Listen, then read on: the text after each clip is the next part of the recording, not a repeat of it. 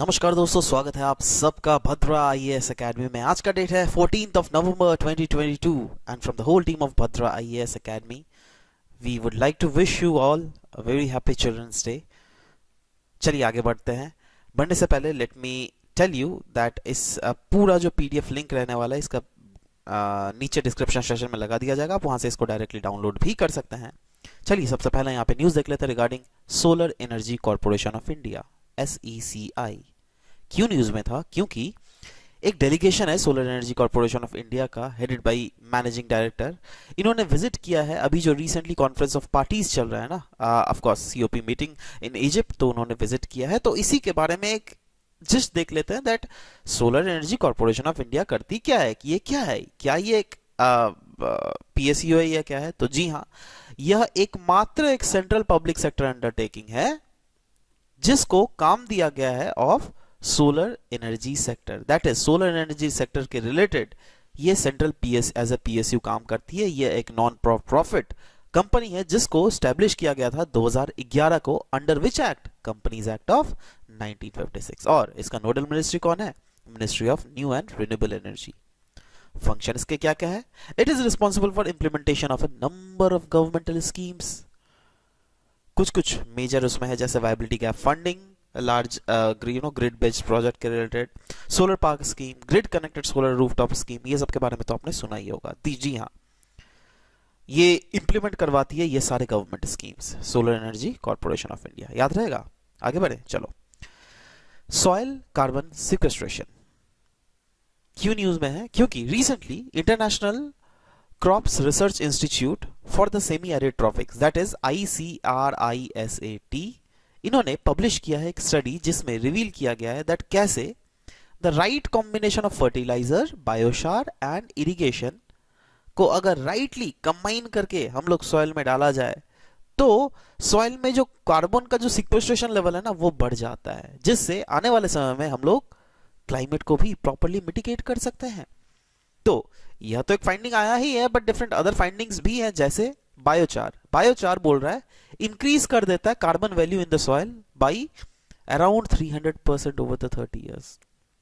In fact बोला जा रहा है दैट फर्टिलाइजर्स का ऑप्टिमल यूटिलाइजेशन जो है इंक्रीज करता है carbon and output by up to 30%, right. Soil carbon sequestration यह एक प्रोसेस है, बोला जा रहा है, जहां पर CO2 रिमूव कर दिया जाता है फ्रॉम एटमॉस्फेयर और इसको स्टोर किया जाता है in soil carbon pool. In fact यह जो प्रोसेस है ना, इसको प्राइमरीली मेडिएट किया जाता है by plants through which process? Through photosynthesis process, right. Next, Himalayan grey langur के बारे में यहां पे न्यूज है। एक स्टडी के मुताबिक कहा जा रहा है दैट ये जो ऑल्टीट्यूड के चेंज के कारण जो है ना, हिमालयन ग्रे लंगूर जो कि एक प्राइमेट स्पीशीज है ना, तो इनके डाइटरी ऑप्शंस जो है बियॉन्ड यूजुअल लीव्स भी हमें देखने को मिल रहा है। इन स्पीशीज के बारे में अगर हम लोग देखें तो हिमालयन ग्रे लंगूर को हम लोग चंबा सैक्रेड लंगूर भी कहते हैं, है ना। यह एक इंडेंजर्ड स्पीशीज है IUCN रेड लेटर लिस्ट के मुताबिक। इनफैक्ट यह वैसे एरियाज में इनहेबिट करती है जो क्या अराउंड मीन सी लेवल से 2200 से 400 मीटर, दैट इज 2.2 से 4 किलोमीटर तक का हायर एल्टीट्यूड में लाई करता है इंडियन सब कॉन्टिनेंट। कहां डिस्ट्रीब्यूटेड है? Of course Himalayan regions of Himachal Pradesh, Jammu Kashmir, Pakistan and Nepal region में हमें यह हिमालयन ग्रे लंगूर दिखते हैं। ठीक है, आगे बढ़ते हैं। वैक्सीन मार्केट रिपोर्ट 2022 जिसको रिलीज किया गया वर्ल्ड हेल्थ ऑर्गेनाइजेशन के द्वारा। तो वर्ल्ड हेल्थ ऑर्गेनाइजेशन ने इस रिपोर्ट को रिलीज किया है जिससे कैप्चर किया जा सकता है implications of COVID-19 on global vaccine market. As per the report बोला जा रहा है वैक्सीन सप्लाई जो है ना, ये कंसेंट्रेटेड है in hands of few countries only, और कुछ ही मैन्युफैक्चरर्स है, जैसे अराउंड 10 मैन्युफैक्चरर्स है जो who provide 70% of the vaccine doses, जिसमें अफ्रीका मात्र only 3% of the total Covid vaccine doses Africa को मिला। आप समझ पा रहे हैं? ये डेटा को देखिए, समझने की कोशिश कीजिए दैट अगर कुछ इंपॉर्टेंट एस्पेक्ट अगर कुछ ही कंट्रीज के में लिमिट है तो फ्यूचर में जो है वो कंट्रीज मोनोपोली यूज करेगी ना। अब उसमें इंडिया भी आ रहा है। इसमें जो है ना दिखा हुआ है ना, vaccine supply concentrated in hands of few countries, उसमें इंडिया भी आ रहा है, एंड फ्यू मैन्युफैक्चरर्स, जिसमें ओनली 10 मैन्युफैक्चर, ध्यान दीजिए, only 10 manufacture 70% of vaccine doses बना रहा है, जिसमें इंडिया का भी है, राइट। तो अब देखो इंडिया का केस अलग है, राइट, क्योंकि हमारे को गुडविल पाना है, तो of course we will not do that, you know, but what about the western countries, they do that, right, है ना। तो उसका गलत फायदा उठा रहा है ना, और इसका अगर गलत फायदा उठेगा तो फिर सोचो दुनिया भर में वैक्सीन, आज का कोविड हो गया, चलो ठीक है, कोविड बात नहीं, फ्यूचर में कल को अगर कोई दूसरा वैक्सीन का इस्तेमाल इंपॉर्टेंट आ गया तो क्या किया जाएगा।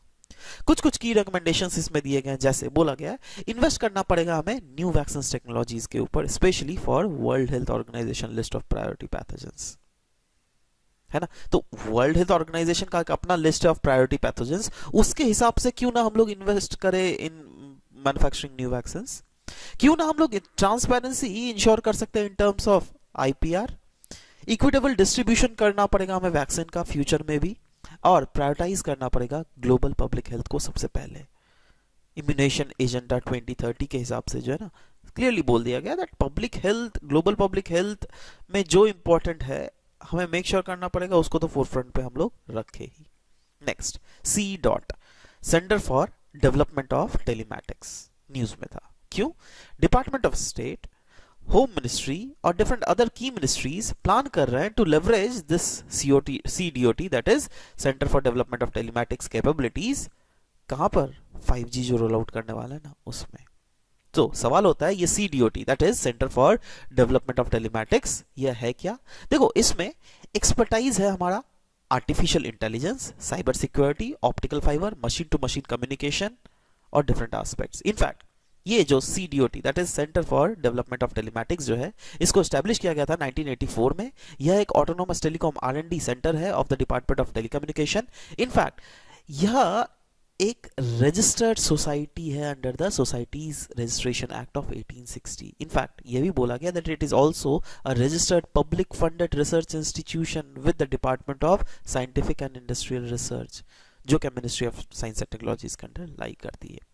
Currency monitoring list recently news में था। In fact US department of treasury ने इंडिया को रिमूव कर दिया, इट सिर्फ इंडिया को ही नहीं, इंडिया के साथ साथ इटली, मेक्सिको, थाईलैंड, वियतनाम को रिमूव कर दिया from this currency monitoring list. Now सवाल होता है that क्या ये रिमूव करना अच्छा है या खराब कर है, तो पहले तो हमें जानना पड़ेगा ना भाई दैट ये करेंसी मॉनिटरिंग लिस्ट है क्या, है ना, तभी ना हम पता चल पाएंगे दैट इससे जो निकाला गया है इंडिया को या फिर इटली, मेक्सिको, थाईलैंड को, वियतनाम को, क्या ये सही किया गया, क्या गलत किया, क्या हमारे इंटरेस्ट में ये सही है, ये गलत है।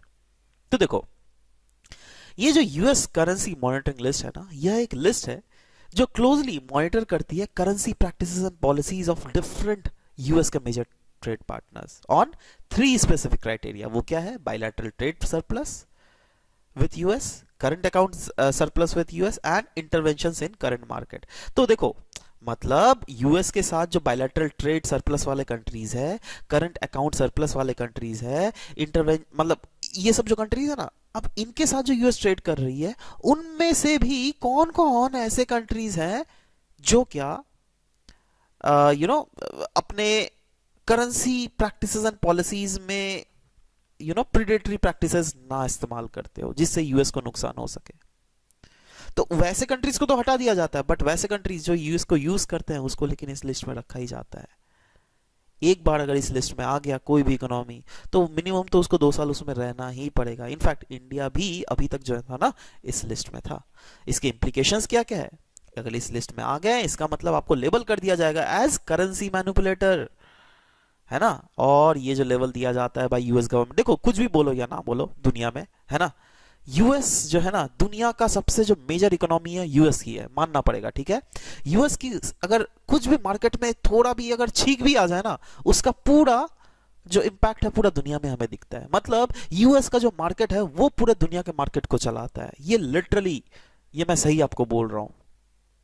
इनफैक्ट वही बोला गया है दैट ये जो लेबल दिया जाता है by US government to the country, it feels are engaging in unfair currency practices.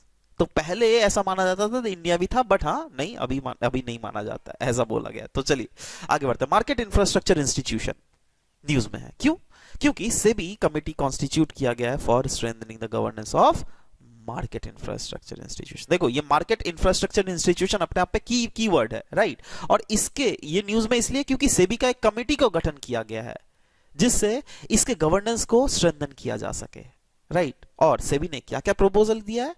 SEBI ने बोला है देखो भाई, ये जो मार्केट इंफ्रास्ट्रक्चर इंस्टीट्यूशंस है ना, इसके रिलेटेड जो भी पॉलिसीज है उसको हमें रिव्यू करना पड़ेगा जिससे इंफॉर्मेशन का शेयरिंग प्रॉपर तरीके से हो सके, राइट। डेवलप करना पड़ेगा इफेक्टिव मैट्रिक्स जिससे मॉनिटर किया जा सके इस चीज को, और रिविजिट करना पड़ेगा कोड ऑफ कंडक्ट और code of ethics for directors of governing board. In fact review करना पड़ेगा द रिक्वायरमेंट्स जिसको रिलेट किया जा रहा है to the appointments and role of responsibility of director on board and key managerial persons, that is KMPs। Now सवाल होता है दैट ये MIIs that is market infrastructure institutions है क्या? यह कुछ नहीं। देखो जैसे नॉर्मल स्टॉक एक्सचेंजेस होते हैं ना, डिपॉजिटरीज, तो क्या होता है ना, लोग जो अब ये सब यूज कर रहे हैं, अब ये सब इसको बोला जा रहा है दैट ये सिस्टमेटिकली इंडिया के लिए बहुत ज्यादा इंपॉर्टेंट है। क्यों? क्योंकि इनका अगर ग्रोथ देख लीजिएगा देश में बहुत ज्यादा है, कोई भी कंपनी जो लिस्ट हो रही है मार्केट कैपिटलाइजेशन बहुत ज्यादा आ रहा है, तो ये क्या है भाई, है ना। सो यही चीज बोला गया दैट इसका हमें देखभाल भी तो करना पड़ेगा ना, तो देखभाल करने की तो बात की जा रही है। Next, rule of law index 2022 recently news में था। क्यों? क्योंकि वर्ल्ड जस्टिस प्रोजेक्ट जो है रिलीज किया गया है इस रिपोर्ट को, एंड ये बोल रहा है that global rule of law जो है ये डिक्लाइन हुआ है for the 5th year in a row. Examinatory perspective से प्रीलिम्स के लिए बहुत ज्यादा इंपॉर्टेंट है। क्यों? क्योंकि इंडिया का भी रैंक अगर इसमें देख लीजिएगा ओनली 77 ही है आउट ऑफ 140 कंट्रीज, जिसको टॉप किया गया है बाय डेनमार्क। इसमें की ऑब्जर्वेशन अगर देख लीजिएगा तो बोला गया है दैट अथॉरिटेरियन रूल्स जो है ना, जिसने पैंडेमिक के समय प्रिडेट किया है, तो इसके कारण बहुत सारे देश के जो रूल ऑफ लॉ है वो इरोड हो चुके हैं, specifically the countries like China, specifically the countries like Russia. बोला गया चेक्स ऑन एग्जीक्यूटिव पावर जो है ये वीकन अप हो रहा है दुनिया भर में, और इसके कारण क्या हो रहा है, ह्यूमन राइट जो है वो फॉलो अप हो रहा है। रूल ऑफ लॉ जो है ये की अंडरपिनिंग है of the democracy which is faltering in many countries around the world.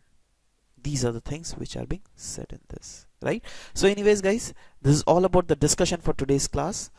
We will be meeting in next class. Till then, bye bye, take care, and thank you guys. Thank you for listening to the whole video. Thank you very much.